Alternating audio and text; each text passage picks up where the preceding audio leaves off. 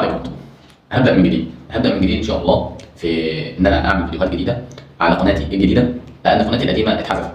وده هقوله لكم ليه، ودي نصيحه ليكم وليا ولكل واحد مبتدئ ولكل واحد عمل الاخطاء دي. بتمنى ان هو ما يعملهاش في قناته الجديده او اللي هو مستمر فيها، ولو هو عمل الاخطاء دي ما يحاولش ان هو يكررها كتير جدا في قناته، لان القناه دي هتوقف قناته وممكن تتحذف زي ما حصل في قناتي.